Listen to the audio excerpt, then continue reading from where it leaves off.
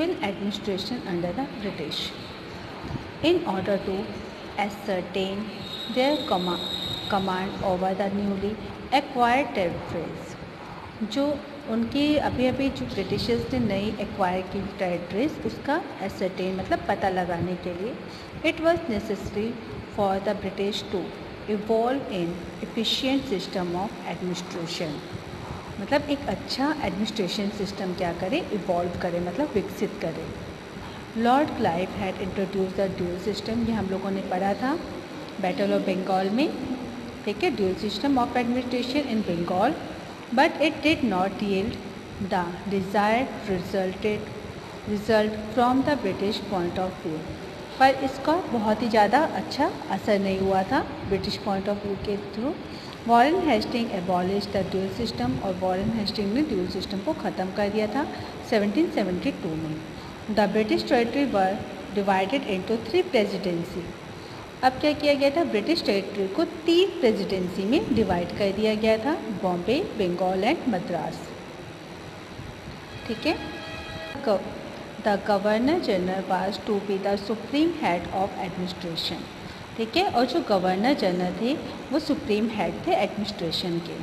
The provinces were further divided into district, और जो province थे वो किस में डिवाइड किए गए थे, डिस्ट्रिक्ट में डिवाइड किए गए थे. Each district was under the collector, और जो डिस्ट्रिक्ट थी वो किसके अंडर में थी, कलेक्टर में थी. 3 हम लोगों की जो हो गई वो प्रेसिडेंसी हो गई. उसके बाद उसके नीचे कौन आ गए, उसके नीचे आ गए जो प्रोविंस हो गए, उसके नीचे कलेक्टर्स आ गए. ठीक है, डिस्ट्रिक्ट आ गई.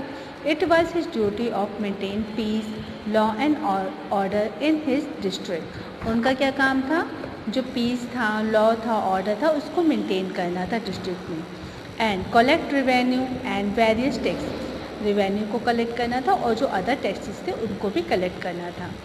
He performed these functions with the help of judge, police officer and local darogas.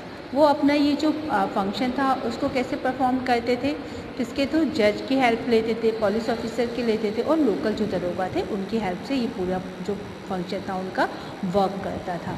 हम लोगों का नेक्स्ट टॉपिक है द रेगुलेटिंग एक्ट ऑफ 1773. ठीक है, इन 1773 बच्चे ये फर्स्ट रेगुलेटिंग एक्ट था हम लोगों का. अभी आप लोग और भी पढ़ोगे एक्ट.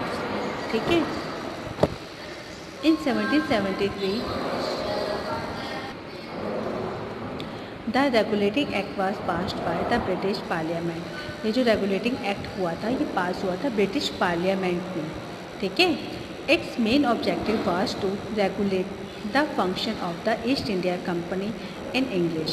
ठीक है, इसका जो मेन ऑब्जेक्ट क्या था, रेगुलेट करना किसका, ईस्ट इंडिया कंपनी के जो फंक्शंस थे उसको. इट्स मेन फीचर्स वर, और जो मेन फीचर्स थे वो क्या है, the governor of Bengal became the governor general of India.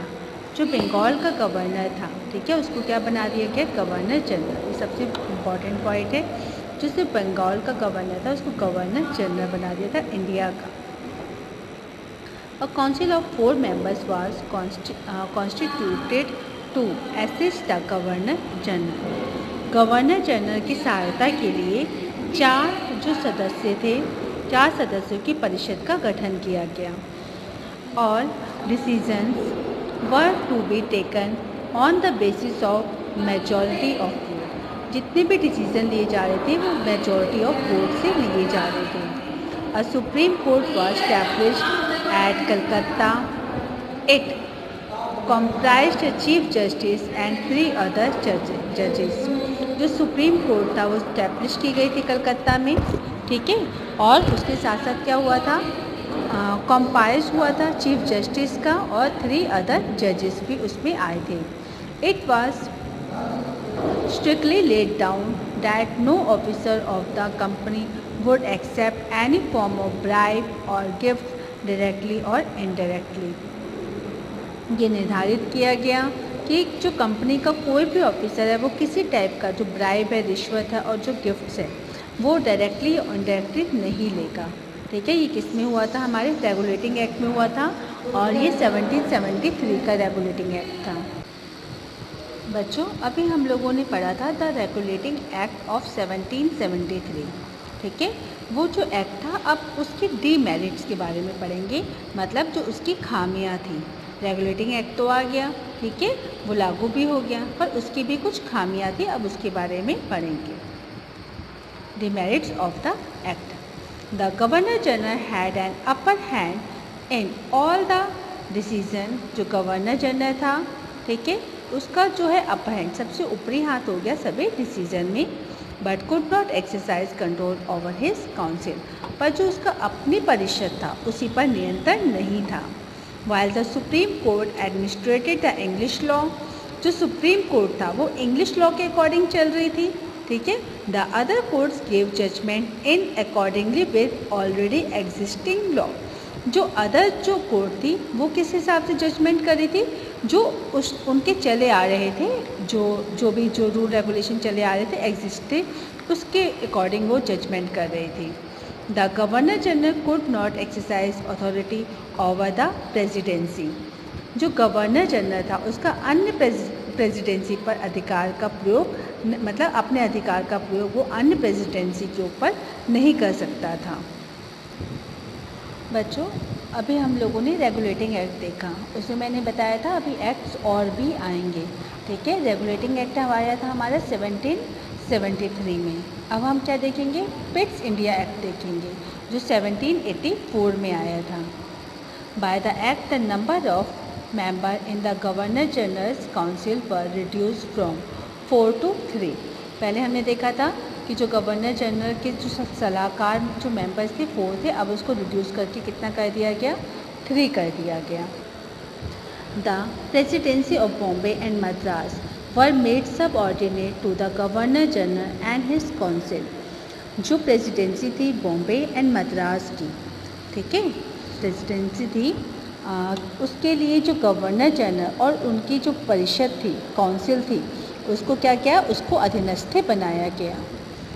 अब board of control was set up in London. जो बोर्ड ऑफ कंट्रोल था वो कहाँ सेटअप किया गया, लंदन में। Look after the civil, military and revenue affairs of the company. जो civil था, मिलिट्री था और जो रिवेन्यू अफेयर्स थे कंपनी के, वो उन सब की देखभाल करने के लिए। बच्चों आशा करती हूँ मेरा ये वीडियो आपको अच्छा लगा होगा। इसी से लाइक कर दीजिएगा ताकि मुझे नया वीडियो बनाने के लिए मोटिवेशन मिले। शेयर कर दीजिएगा ताकि इसका बेनिफिट दूसरे बच्चों को भी मिल सके, और सब्सक्राइब कर दीजिएगा ताकि मैं कभी भी नया वीडियो अपलोड करूँ तो आपको उसका नोटिफिकेशन मिल जाए। Thank you for watching this video.